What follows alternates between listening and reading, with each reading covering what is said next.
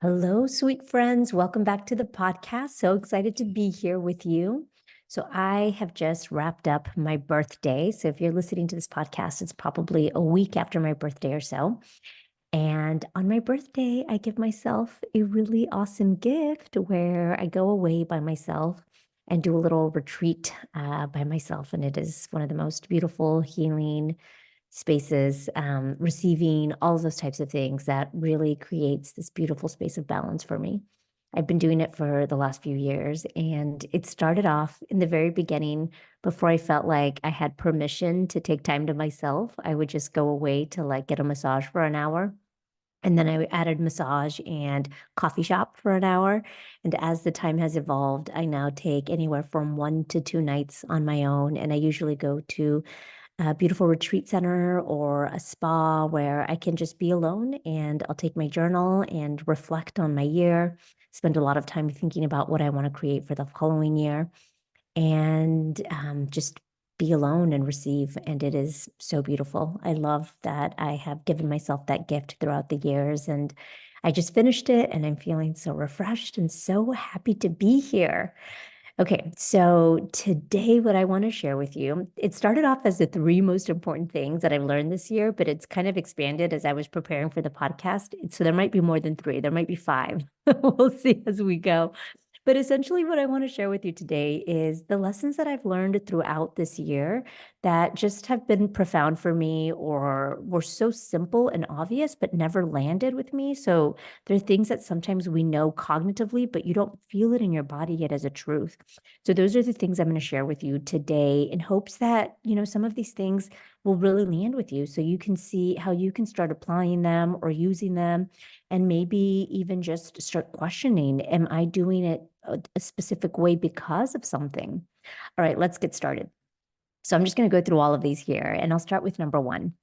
One of the most simplest, obvious lessons that I learned this year that has really landed with me is that the infinite game that we are playing in life is the infinite game of balance. And it's infinite because it's never ending. We are always in this game where we get to balance the being who we are and the doing what we do. We get to balance receiving, where we get to really receive with gratitude, and giving, where we give with abundance. We get to balance the spiritual with the physical, the reality with the illusion. So I'm going to talk a little bit about each one of those. So when I think about balancing the being and the doing, that one for me seems so simple now, though it wasn't before. When I think about that, you think about your being as your ways of being. I'm authentic. I have integrity. I'm committed. I'm disciplined, and you're doing with the actions that you're actually taking. And before I used to separate those two things, but really life is just a balance. You get to balance the being, who I am, and the doing. And if you think about it, you put your right and your left hand together, it's kind of just a balance. It's just those two things going together like a dance. And that is what the being and doing is. When I say, I am authentic, I show up and I smile and I laugh and I say no to the things that don't serve me without feeling guilty. And that is balancing really the being and the doing. The same with giving and receiving. I used to feel so much guilt with receiving compliments, receiving gifts, receiving any words of affirmation, receiving money. Oh my God, it would give me tremendous amount of guilt. And I have since healed so much of that unhealthy, unnecessary feelings of guilt when it comes to receiving. And I've also learned that as women, for many women, we've developed some trauma around receiving where it feels uncomfortable, unnatural, like we're unworthy of receiving. And what I've learned this year is really that I get to receive with tremendous amount of gratitude. When someone gives me anything, even just a smile, I just really receive that. It warms my heart. When they give me a word of affirmation, when they give me a compliment, again, I just say thank you. And I just really receive that with gratitude. The same thing with kindness, with gifts, with money. I just really receive that with gratitude. When my students make a transaction, I don't even think about it as a transaction anymore. I think about it as their first step towards transformation. And I'm so grateful that they choose me to go on this journey with. So I just really receive that as just so much gratitude. I receive that. And that is something I want to offer up to you, that you can continue to receive with gratitude. And the flip side of that is giving. So receiving with gratitude, but giving with abundance. And for me, this concept I just love so much. It's you give with abundance because you know deep down in your bones, it's a knowing inside of your body that there will always be more, that you will always be cared for and taken care of. Whereas old me, I really had a lot of trauma around scarcity and the fear that I wasn't going to have enough because I grew up in a space where when I was a kid, there wasn't enough, or at least that's the illusion that I made up. And so now I just look at the world around me and we sing this song in my house with my kids. We live in a world of abundance. More for you means more for me. And we started that when we were really young because if one of my kids had goldfish and the other one wanted one, there was a fight about, now I don't have enough. And we shared that it's never about not having enough because the truth is we have a huge thing of goldfish in the pantry. There's always more. So give with abundance, receive with gratitude, and give with abundance. I have a very, very sweet friend, one of my new friends in Atlanta, who's just like, oh, the kindest, loveliest person. And she really lives this. She really gives with abundance. I don't even know if she understands how special that is, but it is so special. And it's really just inspired me to continue to do that on larger and bigger scales. The other infinite game of balance for me that I've really just like honed in or really thought about a lot this year is the game of balancing the spiritual with the physical. I have spent a lot of time this year really opening up some of my own intuitive gifts, which can be thought of as spiritual gifts. Really, it's the intuitive gift of knowing, of understanding, of being empathic, of feeling these types of things where I can be with my students in a space now where it's so much easier for me to understand what their block is and to see that right away and to reveal to them what's holding them back. And I'm able to do it faster now, and I'm able to get them results faster. And it just makes our sessions it really just makes our sessions like really high impact. So a quick 20-minute coaching session with me, you just get a lot out of it. And so I have really been, honing in that gift. And in this space, I've realized, we live in this world where it's a physical world around us, right? We are in this 3D body, but outside of this 3D body is this incredible kind of, what mystics call the 5D space, which is things that we cannot see or feel, but we know to be true outside of us. And this is the realm of energy, the realm of intuition. And for me, there's been this beautiful balance this year of playing the game of honing into my intuitive spiritual gifts while being in the physical space and being able to use those gifts with my students to give them the results that they want. And along with that comes balancing the game of reality with illusion. Oh my gosh, this one was just like a big mind blow for me. Because here's the truth, which I talk about a lot on this podcast over and over again, that we are living this life of illusion. Like all the thoughts that we make up, they're all illusions that I'm not doing enough, that I'm not being enough, that I don't fit in, that, I'm not kind enough, I'm not smart enough. Those are all illusions that we make up. They're just thoughts. But there is a reality. There is a reality in this, which is you have an experience. The experience of, let's say, you get up on stage and you give a speech. That reality, that's real. You get up on stage and you give a speech. Your emotions are real. If you trip and fall and you feel humiliated, that emotion of feeling humiliated or like that shame you feel, that's real. But the stuff in between, what made you feel that shame, it's not that you fell, it's that you had the illusion or the thought that they must be laughing at me or they're going to judge me or I'm so embarrassed. That's what caused that emotion. So really being with and thinking about the thoughts versus the illusions versus what's reality. And reality really is the real experience. Gosh, this one has really, really landed with me this year. And it's been really hard for me, especially for people that I really, really love, to see how they hurt themselves and they're hurting themselves over and over again because they're making up illusions and they're not separating the illusion with the reality. My grandmother, gosh, I love, love, love, love, love her so much. She's not with us anymore, but one of the things that I learned from her, or at least, is that I thought that everything always had to be serious. I thought everything always had to be serious. Life can't be funny. Life is very serious.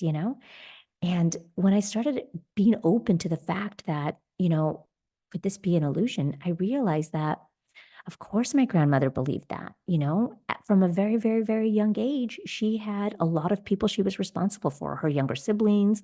She had to be responsible for the cooking in her house. She got married at a really young age. Like things were real. Like she really had to live like that. So the reality was she did have a lot of responsibility at a very young age. And I don't think she ever experienced the joy of being a child. And the illusion, however, though she had a lot of responsibilities, the illusion she had was everything always had to be serious.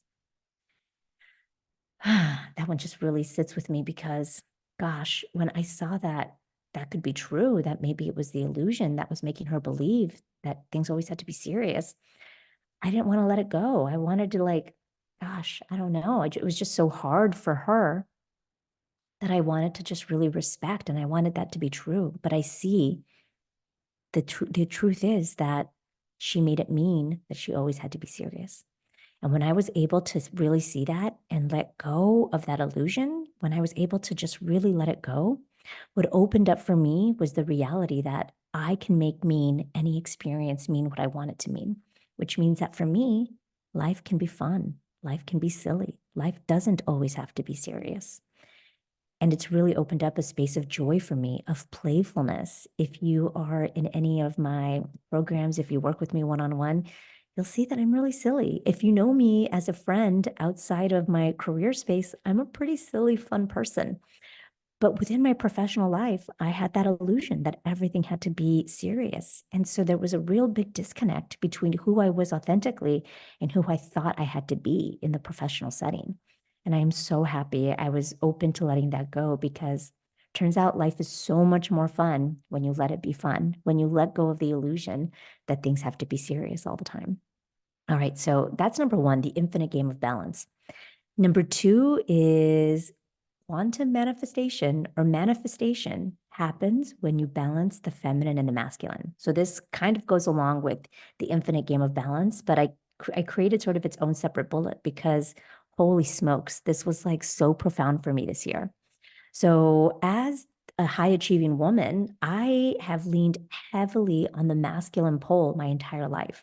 The masculine pole is one of being action oriented, of being driven, of being like achievement oriented. What else can I do? What else can I be? How much more can I accomplish? And I was heavily driven by that masculine pole my whole life. And it's the reason why I achieved so much. However, I also, and I didn't realize this, I had internalized so much toxicity around femininity.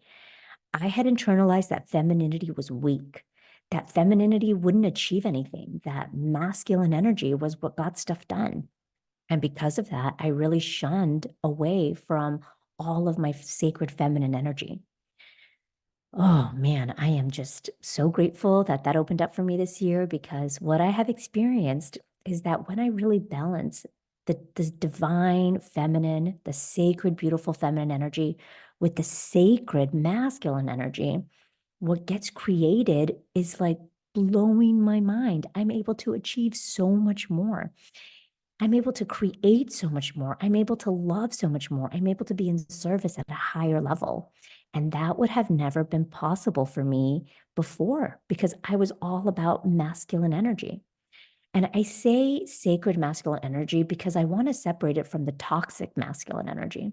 So I see sacred masculine energy as being action oriented, as being driven, but taking aligned action, which is opposite from what I sort of experience as toxic masculine energy, which is what I thought I was doing a lot of, which was never resting, always doing. What else can I achieve? More, more, more, more. And that I think is where the toxicity comes in. And the feminine pole, the beauty, sacred, divine feminine energy is one of being present, of being calm, of holding space, If you think of sort of the uterus as kind of a symbol of divine feminine, what is the uterus? The uterus is like this beautiful chalice that holds space, holds divine space for creation. I mean, holy smokes, that is so powerful. And in order to do that, it needs to be able to rest. It needs to be able to receive. It needs to be able to be calm and slow down. And that for me really opened up for me this year. And I am just, again, feeling so much gratitude for the fact that I am now able to practice both, practice being in my divine feminine and really just honing that in and acknowledging it and loving it. And also the sacred masculine energy when it's time for me to create. And it's this beautiful balance that doesn't have to be fear-based. Because I was afraid that if I leaned into my feminine energy, I'd go all the way to sort of the shadow side of the feminine energy, which is never focused, kind of always like flighty, never doing anything, kind of being a sloth. But that is not at all the divine feminine. That is the shadow side. Everything has a shadow side. And so for me, once I was able to really balance those two things, and let me just say, I'm still practicing. This is still learning for me how to do both, but I know that it's beautiful. And I know that I'm feeling so much love for that.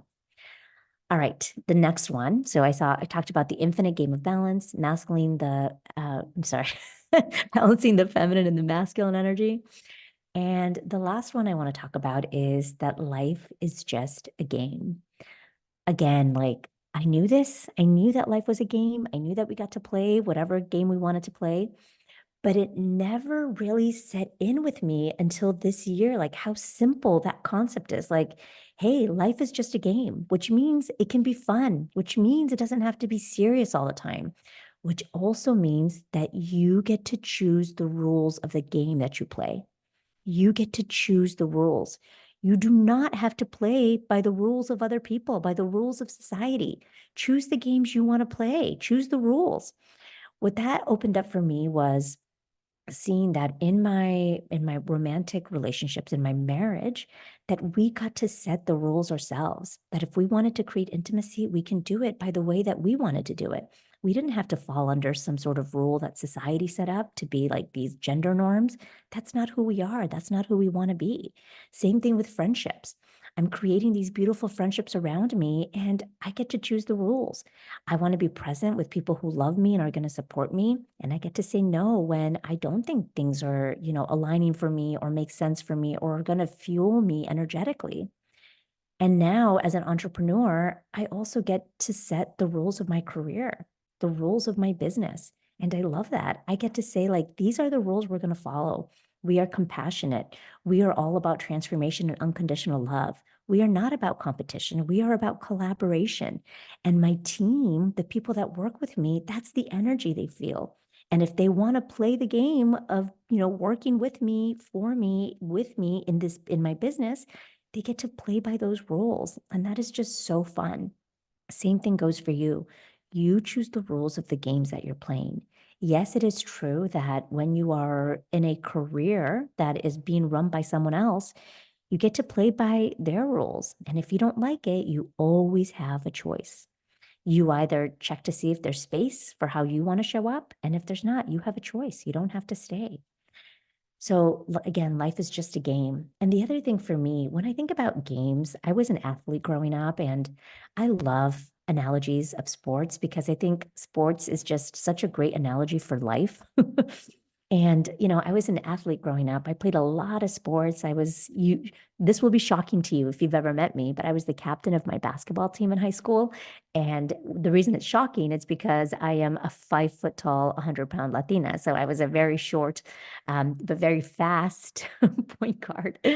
And I think about that because for me, when I think about the game of life, what I have chosen to do is I have chosen to play a game where I am 100% committed to leaving everything on the field. Like I am here to just like try to figure out like, what else can I do? How much bigger can I grow? How else can I serve? How else can I transform so that I can be in service for the highest and greatest good of all?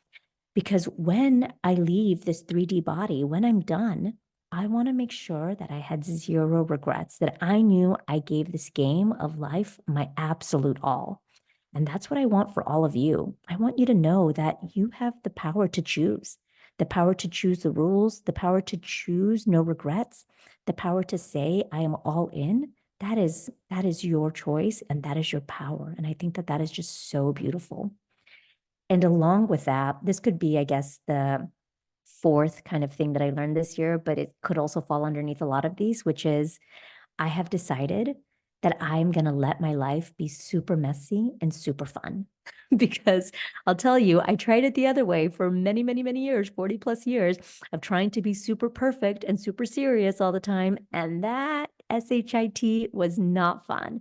And that is not who I want to be. That slowed down my progress. It slowed down me in serving other people. It really put my ego front and center, which is not who I want to be. I am all about impact. In fact, one of my biggest missions in life and the way I live is impact over ego. Being in service matters so much more to me than my ego. And so I have decided to lean in heavily. And I've been practicing that this year, which is let it be messy and let it be fun. That's it. Like, let go of this illusion that things need to be perfect. Let go of that illusion that things need to be serious and just go with the flow and let it be fun. And so far, so good, my friends. I will share with you as I continue this journey of letting it be messy and letting it be fun. But I'll tell you, so far, so good. It has been so much more joyful and light. And when I have that energy, the people around me, that's the energy I create in the spaces around me. And it's so much more fun. And here's the very last one I have for today's podcast, which is the answer is always unconditional love. The answer is always unconditional love. I feel so blessed that that came to me through me, this year and has really sat with me. And I realize when I'm struggling with something, my question for me is, what do I need in this moment? How can I love myself more? When my students are struggling, it's the same thing. I just ask myself, how can I love them more? What is it that they need? How can they know that they're safe in this space? How can I help them understand that they are loved? The answer is always unconditional love. That fear never has the answer. The answer is always through unconditional love. In fact, when I feel triggered, when I feel frustrated, when I feel upset, what I always lean into is unconditional love. It's, as soon as I feel like even like, I don't really feel like this anymore, but sometimes I'll get like that little ping of jealousy come in or frustration, or I just get annoyed with someone and I immediately go to, I love them. I love them. How can I love them more? Because I know it's never about them and it's always about whatever I'm making it mean that they're doing. So the answer is always unconditional love. All right, sweet friends, that is the entire podcast. And I think this might be the last podcast of 2023. So I am so grateful that this is how we are ending the 2023. We're ending 2023 by remembering that the infinite game we play in life is balance. That when you balance the feminine and masculine energy, you start manifesting at levels you will never believe. The more you rest, the more you create. That has blown my mind, and I'm so grateful that life is just a game, which means you get to choose the rules and it can be fun if you want, that you can let it be messy and have fun along the way, and that the answer is always unconditional love. All right, sweet friends, listen, I'm all about unconditional love and self-compassion. And so when I say to you, I'm sending you so much love, I mean it 1,000,000%. If you are on my mailing list, I always end with love or something like that. And it's not some cheesy thing. I mean it 100%. So I love you.